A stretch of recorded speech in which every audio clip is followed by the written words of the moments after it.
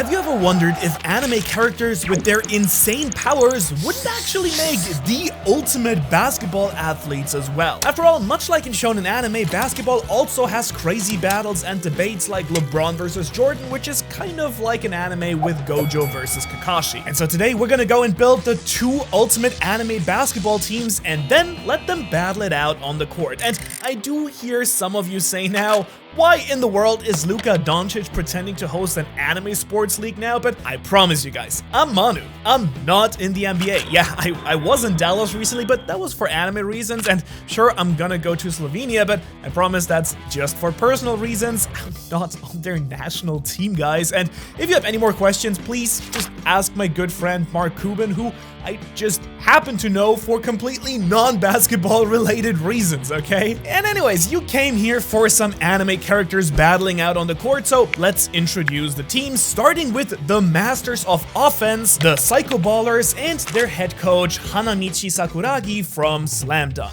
With his very strong build, aggressive playstyle, and determination to win every game regardless of the damage put to his body, Sakuragi was a no-brainer as a coach of one of these teams. And you see, there's a very common debate in basketball and really any sports about whether offense or defense is more important, and our basketball match embodies exactly that debate. Meaning that our Psycho Ballers here were trained to use this absolute dunk monster offensive playstyle that they have, something that fits all of their crazy personalities, and we will introduce all of them in just a second. And this very aggressive attitude is perfectly matched by the team's assistant coach, Anya Forger, because she may be young, but she does fit right at home on the bench, helping her players with her mind-reading powers. That is, if they do respect a little girl enough to listen to her. So, with the staff decisions out of the way, let's finally introduce you to the starting players of Team 1. And first up is the linchpin of the team's offense, the small forward Gojo Satur. Let's face it, after seeing his 3-point range during the hidden inventory arc, Gojo was just a must slot in for our team here. His incredible speed, adaption, and curse techniques are all incredibly useful on the court. The small forward here is an all-round player, and using his crazy abilities, blue and red, his offensive potential is truly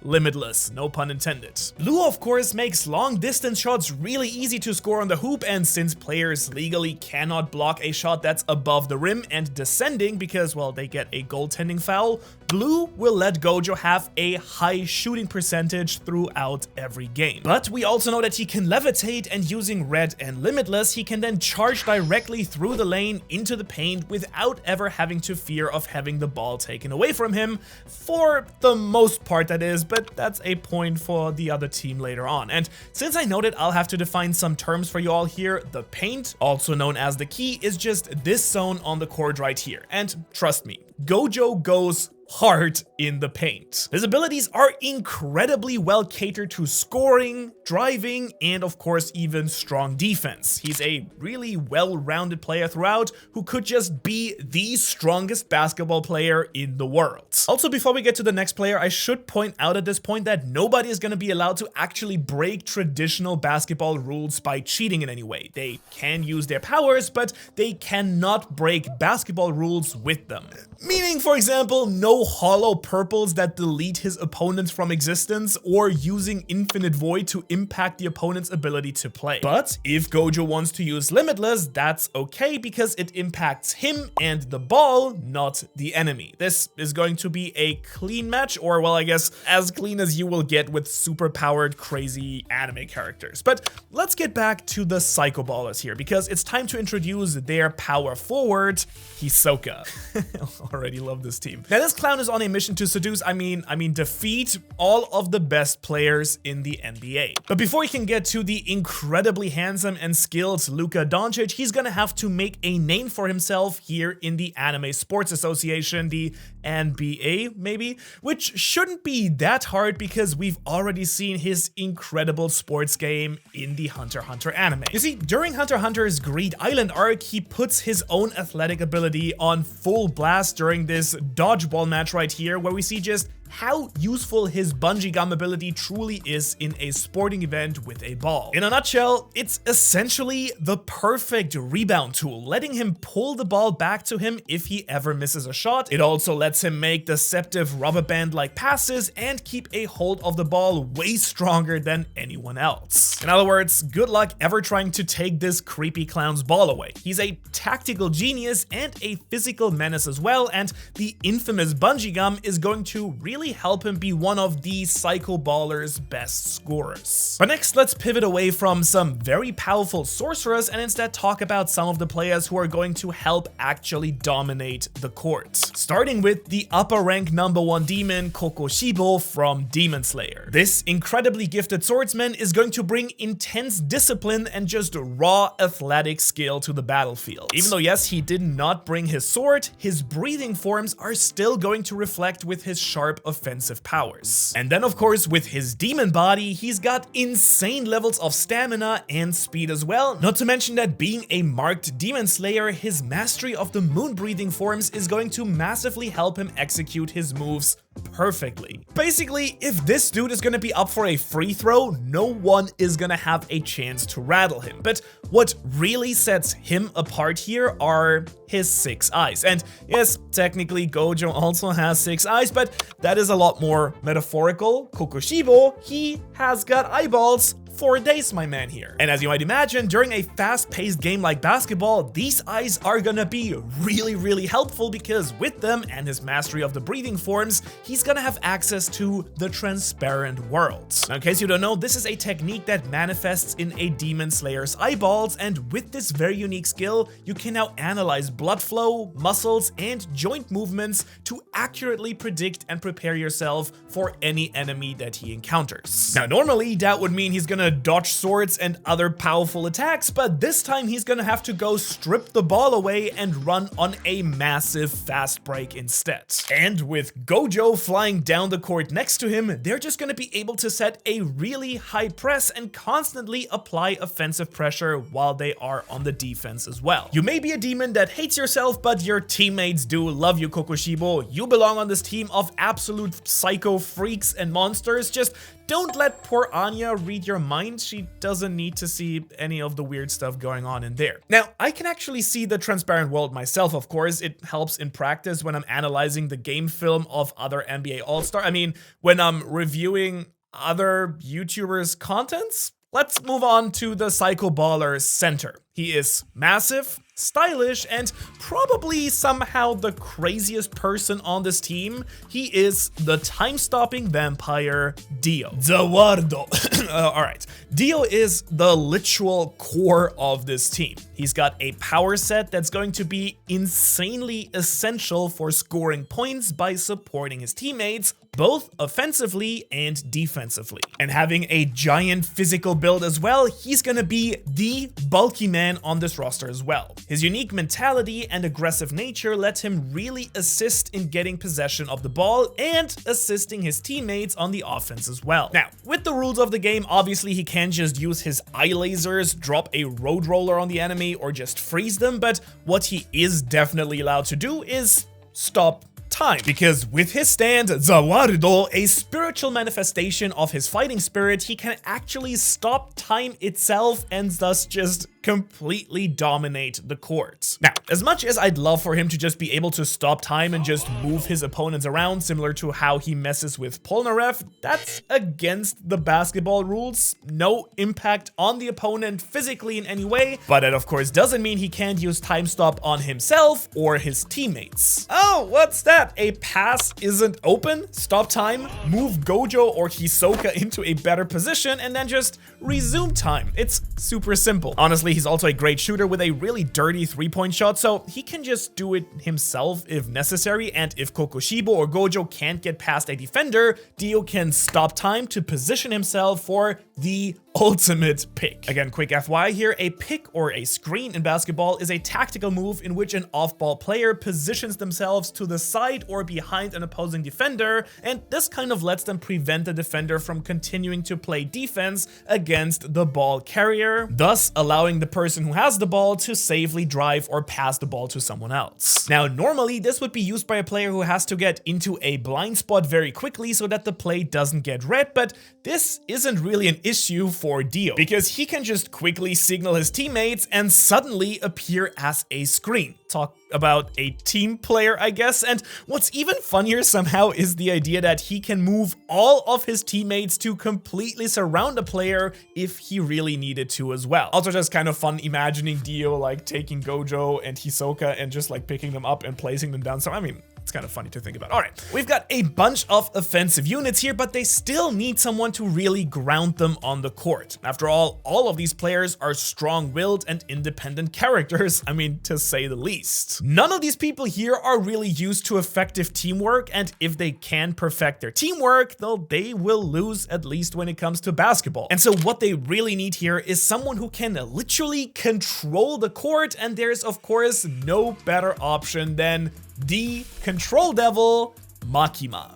There is absolutely no denying, I think, that this absolute baddie here is going to dominate this entire team. With her incredible intelligence, she's the perfect point guard for the ballers here. With her contract skills, chain abilities, and control powers, she'll be able to seamlessly work with her teammates to construct several scoring plays. She's incredibly cunning, and since she's well aware that she can't just dominate all of her powerful teammates by force, well, she opted to make contracts with them to assist in their conquests. Basically, she's the connecting thread that will utilize the combined skills of her devils and teammates to Anya forge her a path to victory. Let me give you an example. Need more offensive pressure? She can help Dio with a second time stop. Did she miss a shot? Well, tapping into bungee gum will fix exactly that. Plus, with her 6 eyes and transparent world, she'll be able to move the ball around without any fear of ever getting blocked. Not to mention that if none of that would work, she still has all of her cannon abilities that she utilizes from all the people that she's enslaved. So sorry, but move over, King James, because the queen of the court has now arrived. All right,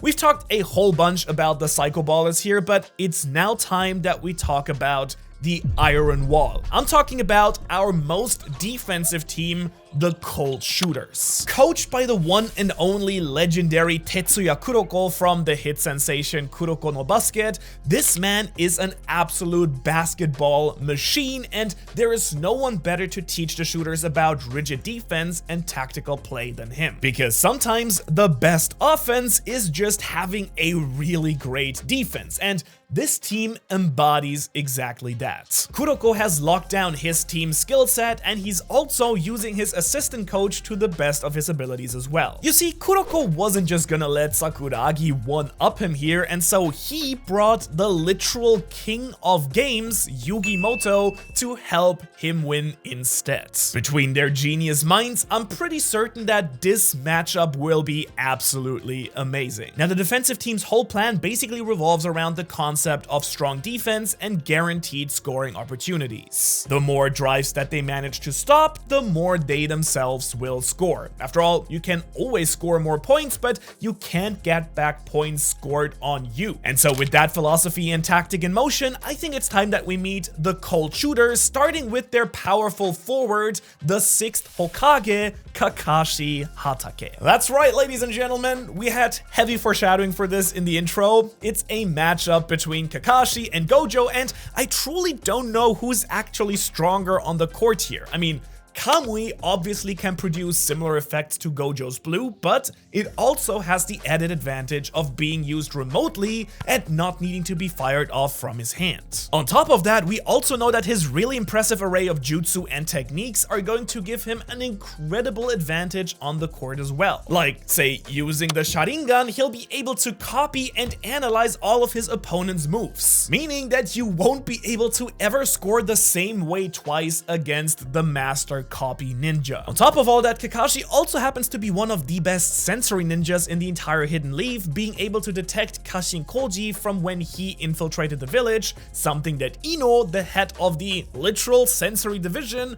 wasn't able to do himself. So no matter where his enemies are or how fast they appear there, he's gonna be on top of them right away, playing incredibly high level defense, and with his lightning fast speeds, he'll be able to just drive across the court in no time at all to counter score as well. And so after that, I was kind of thinking, why settle for one rugged red-eyed teacher if we can have two? Let's grab another one. You know who I'm talking about? It's the legendary hero Eraserhead. He is the Cold Shooter's point guard, and he's going to be a real menace to play against as a defender. Here's the deal. In the Anime Sports Association, we use special technology to level the playing field. Everyone's scale is relative to each other, and their power systems are pretty much universal. Now, this means that techniques that target energy work for everyone. It's a nice advantage for the offensive team too, but with a hero like Aizawa on their team, the Cold Shooters can use this rule to their absolute peak. That's because, in case you don't know, Aizawa's quirk lets him cut out the use of stance, cursed energy, devil abilities, and Nen as well. This helps him completely lock out his target and even prevents the off-ball players from using their fancy plays against the Cold Shooters as well. On top of that, that scarf he has is also super useful, acting as a sort of third arm that he's able to take up more space and extend his range with. Basically, you aren't gonna get any free shots on the hoop when Aizawa is anywhere around you covering you. And trust me, moving that ball around won't be any easier with that scarf around as well. But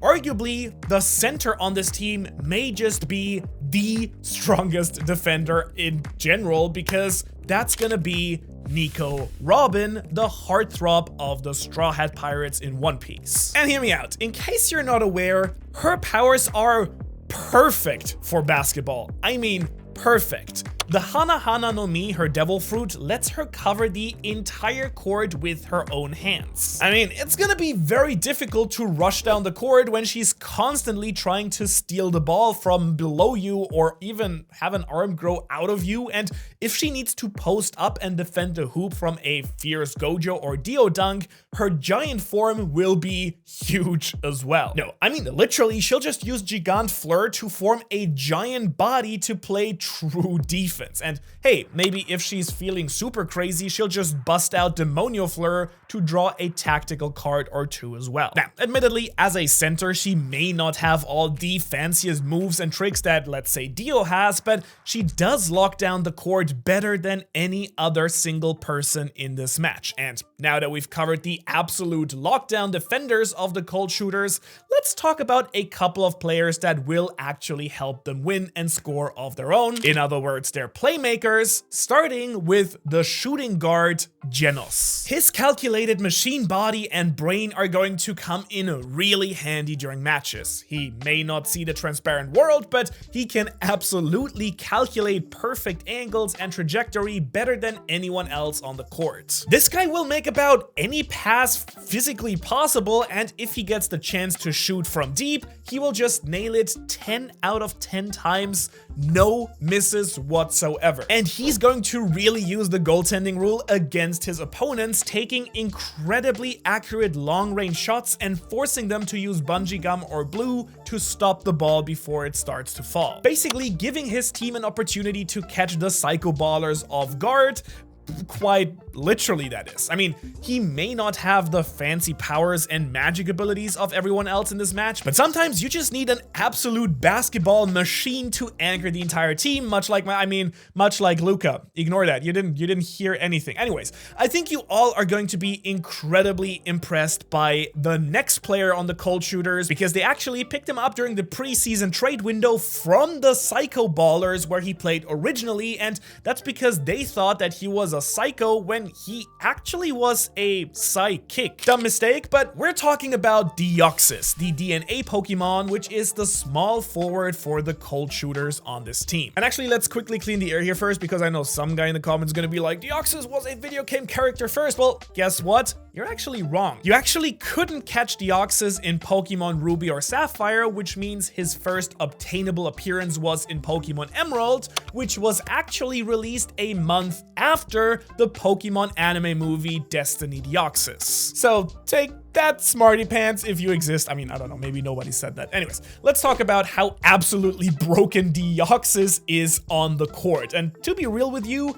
this dude was just legit built to play sports. If you've played any Pokemon, you know what I'm talking about. Do you need an absolute beefcake defender? Deoxys will just switch to his defensive form. Have fun trying to run through the paint on this blue and red wall here. Once that's done and he needs to blitz down the court, well, it's a quick switch to his speed form and he's just rushing down faster than anyone else. After that, he could just easily drive through the lane with his attack form, and if he wants to pass, drain nasty 3-point shots, and facilitate good off-ball movement, base form will pretty much always do the trick. If you're watching this video and like basketball, you probably saw the clip of Stephen A. Smith talking about Mewtwo versus LeBron, but honestly, Mewtwo could never beat Deoxys in a one-on-one first to 10 match outside on the pavement, if you ask me. Like, this pocket monster was built to crush his enemy in the sport of basketball, or really any other ball-related sport. And so with both teams now out on the court, an absolutely epic basketball match is finally gonna take place. Who do you have your money on? Are you siding with the absolute offensive demons, the psycho ballers, or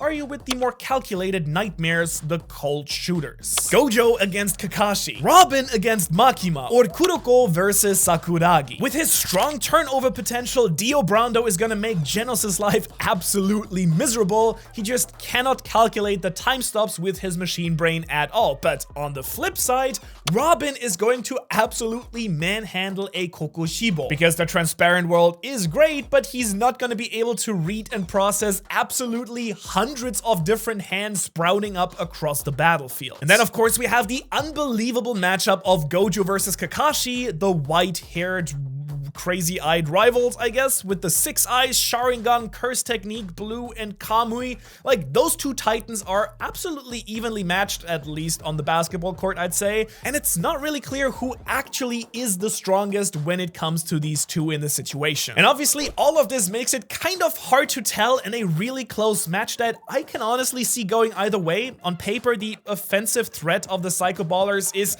incredibly hard to keep up with. Curse Techniques, Bungee Gum, Time Stop, they're just such powerful abilities to mess with, and with the only hard counter being Eraserhead, if his field of vision ever gets obscured at all, they could absolutely destroy the other team in like moments. But with that very same logic, his hard counter and his teammates' abilities will constantly keep the Psycho Ballers fighting to avoid Aizawa, giving Kakashi, Genos, and Robin more than enough time to rack up the points as well and get really strong defensive possessions as well. So the reality really comes down to how well the Psycho Ballers can play around Aizawa, and can they overwhelm the rest of that really stacked defensive team? Me personally, I think this is a real Game 7 situation, and you guys are gonna have to decide in the end who really takes the cake here. Leave your comments below on who you think takes the win and why, and tell me if you think you could make a better team than mine that would beat either of the ones that I made. Leave them below in the comments. Otherwise, thanks so much for watching. There's another video here that I really recommend that you can watch, and if you haven't subscribed to the channel yet, please, I mean, it does help out, only if you enjoyed it though. Otherwise, I will see you in this next one. Need to go to Slovenia now. Bye-bye.